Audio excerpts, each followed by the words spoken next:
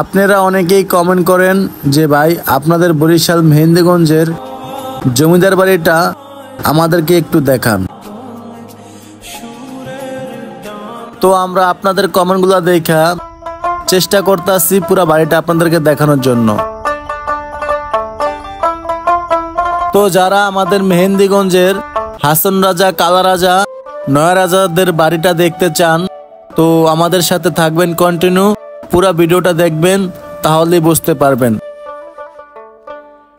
আর এটা হচ্ছে উপর থেকে মাঝখানে নামার সিঁড়ি, আর এটা হচ্ছে দোতলার সামনের বারান্দাটা অনেক সুন্দর, মানে আগের আর্টিস্ট করছে তো মাশাআল্লাহ দেখার মতো।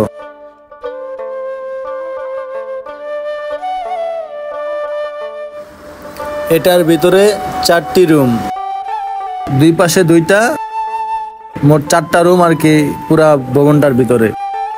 দোতলা 4টা রুম, নিচতলা 4টা রুম, আর টপ ছাদ একদম ফাঁকা।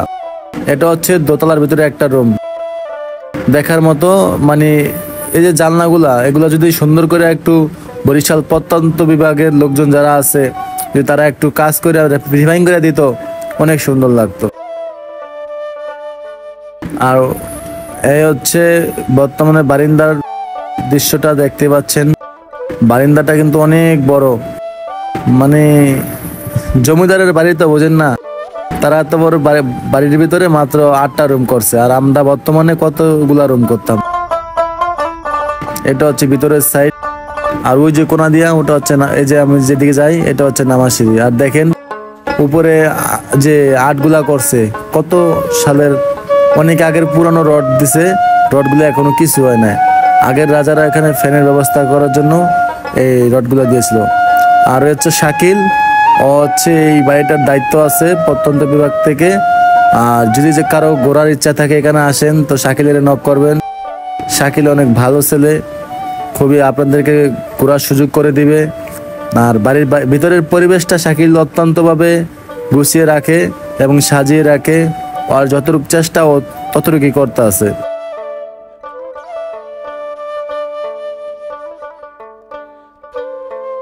তো বন্ধুরা আমরা এখন নিচে নামবো, আপনাদেরকে সরাসরি নিচের দৃশ্যটা দেখাবো।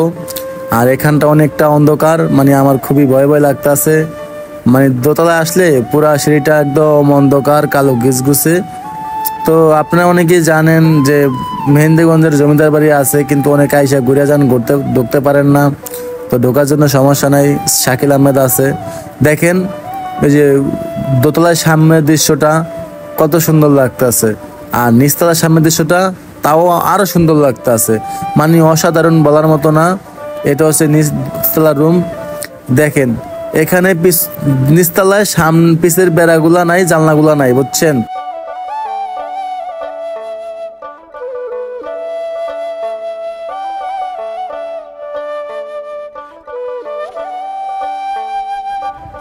আর এই জানলা দিয়ে রাত্রে কিছু বাজে পোলাপাইন ঢুইকা এটার ভিতরে মাদক সেবন করতে চায়, বিভিন্ন অকারেজ করার চেষ্টা করে। তো আমি বলতে চাই এটার দায়িত্বে যারা আছেন তাদেরকে দৃষ্টি আকর্ষণ করে বলতে চাই অতি দ্রুত এটা যে পিছনের জানলাগুলা এগুলো লাগাইয়া দেন।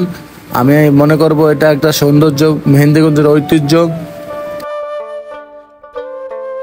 তো এটা হচ্ছে মেহেন্দিগঞ্জের একটা ঐতিহ্যবাহী বাড়ি, তো সৌন্দর্যের দিক দিয়ে অনেক সুন্দর মাশাআল্লাহ। অনেক মানুষ দূর দূরান্ত থেকে এই বাড়িতে ঘুরতে আসে।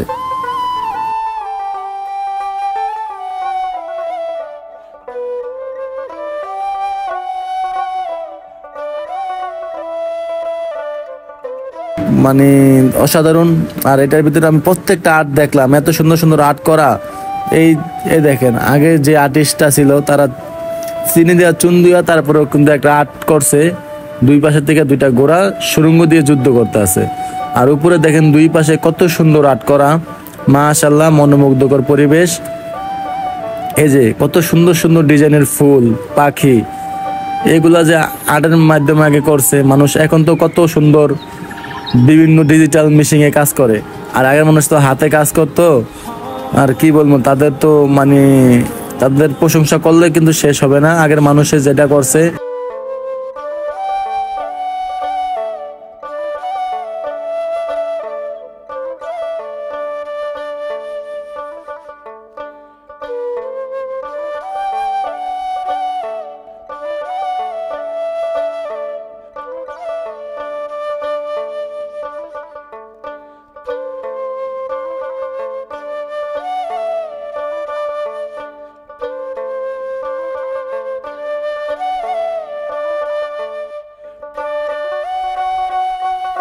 একটা কথাই সবসময় বলতে চাই, আগের মানুষের হাতে অনেক জাদু ছিল, বুঝছেন?